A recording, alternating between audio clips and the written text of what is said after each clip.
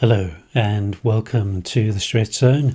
My name is Glenn Videlko. I'm a professional coach and learning facilitator in talent teams and leadership and author of the Stretch Zone. In this post, we'll explore confidence and anxiety, helping us to think about ourselves and about our confidence differently. So, what is anxiety and its effect? Anxiety is an emotional state like fear, apprehension, and trepidation. Anxiety compels us to worry anxiously, where an anxious mind can latch onto just about anything and worry it like a dog with a bone. Anxiety can be incredibly intense and powerful. When overcome with anxiety, that's exactly what it does. It quickly grows arms and legs and overwhelms us. Overwhelmed by anxiety, our emotions are all over the place. We can't think. We can't focus, we can't speak coherently, we don't listen so much, and our behaviors reflect our diminished state. Another deeply disempowering effect of anxiety is that it reduces our sense of perspective, where our world can shrink to a very small worldview beyond which we really struggle to see. So, what is our typical relationship with anxiety? Given the overwhelm, the discomfort and loss of perspective, our relationship with anxiety quickly becomes unhealthy, and the more we battle anxiety, the more we fuel it. And as it develops into an intensely personal and repetitive experience, we make the mistake of seeing it as who and what we are, becoming emotionally attached as something we identify with. So how can we think about confidence and anxiety differently? Given our confidence stereotypes, we experience confident people as seemingly free from anxiety, and we associate confidence with the absence of anxiety. And as we overcome with anxiety, we conclude, I'm not a confident person, and nothing could be further from the truth. What I've learned is confident people also experience anxiety, and just because they might look anxiety-free on the outside, that doesn't mean they aren't anxious on the inside. Confidence is not the absence of anxiety. In many respects, confidence is the very presence of anxiety, simply because anxiety under pressure is a very natural human experience, and it doesn't mean we lack confidence. The key here is measure. What confident people don't do is overthink their anxieties, and in this way their anxiety is measured and checked. Yet unchecked anxiety can amplify our experience of pressure, making our confidence that much more difficult. So, how can we reframe our understanding of anxiety? Firstly, labeling anxiety as bad isn't helpful. Anxiety isn't bad and it isn't good. It's just a natural reaction to a threatening situation. In this way, it's a good idea to follow the whys and depersonalize anxiety and to address the underlying cause. So, what causes anxiety? On the surface, we associate anxiety with threatening situations, and rightly so, where we see the causes of anxiety as situational. And in the absence of threatening situations, we apparently have no anxiety, and this makes sense.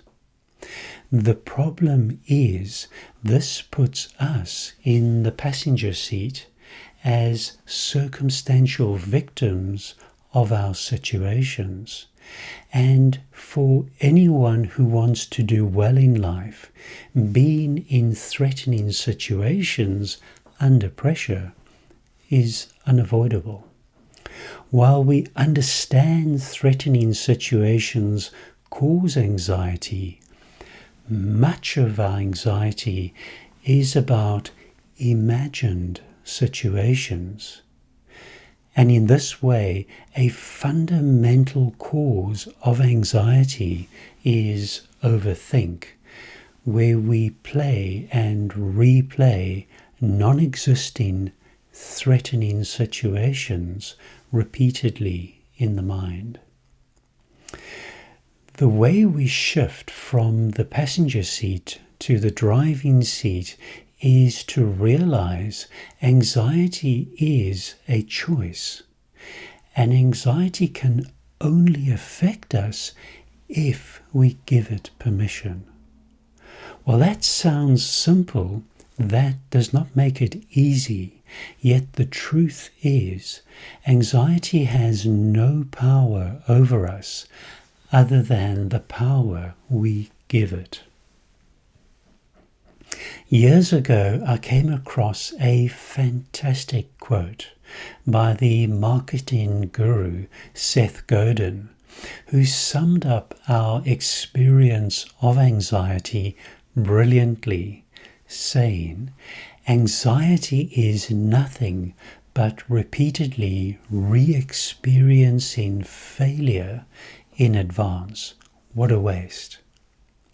So, in what way is this quote helpful? When we allow this to sink in, we realize what we're doing to ourselves as we repeatedly re-experience threatening situations in advance, before they've actually happened.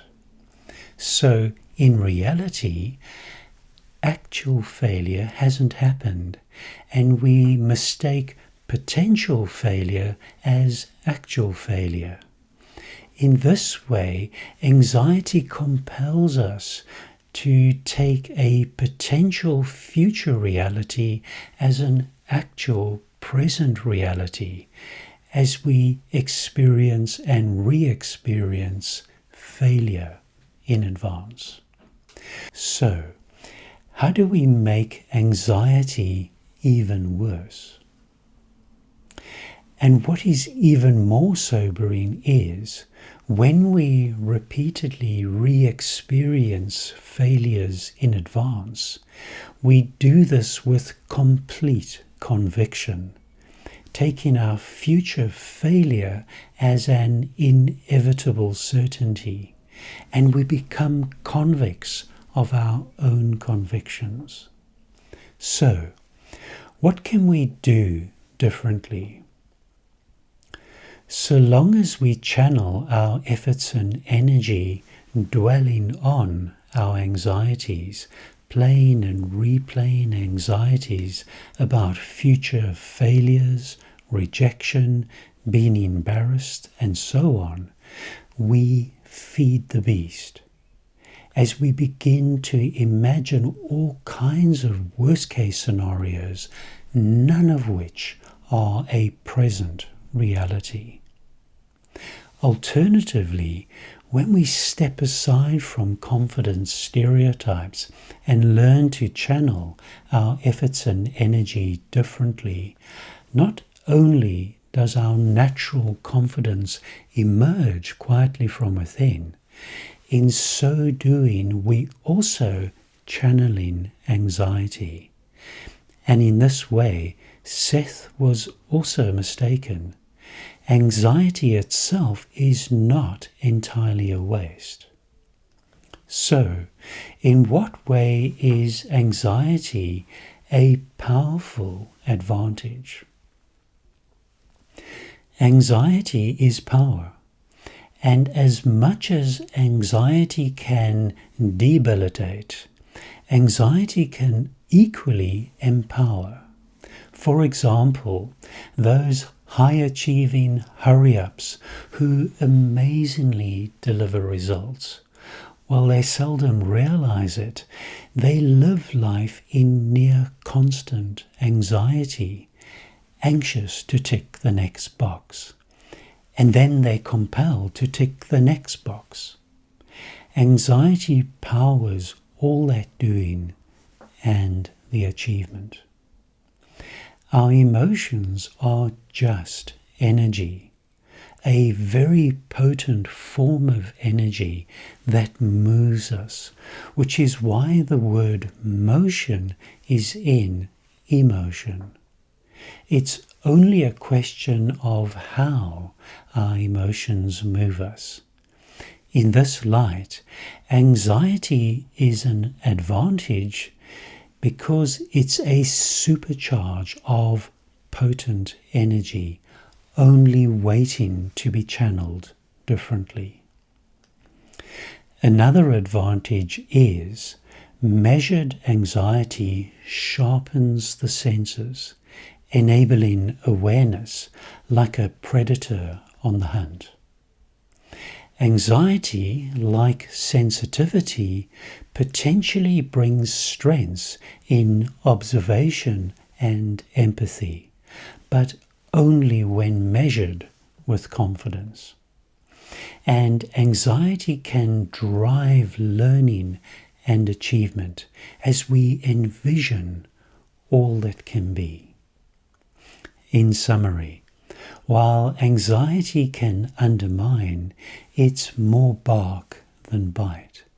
And rather than re-experiencing failure in advance, unintentionally empowering anxiety, we can make a different choice. Confidence is not the absence of anxiety. Anxiety is power, a reservoir of energy only waiting to be channeled differently. Thank you. I wish you all the best discovering your magic in your stretch zones. Trust yourself, be yourself, and enjoy yourself. Bye now.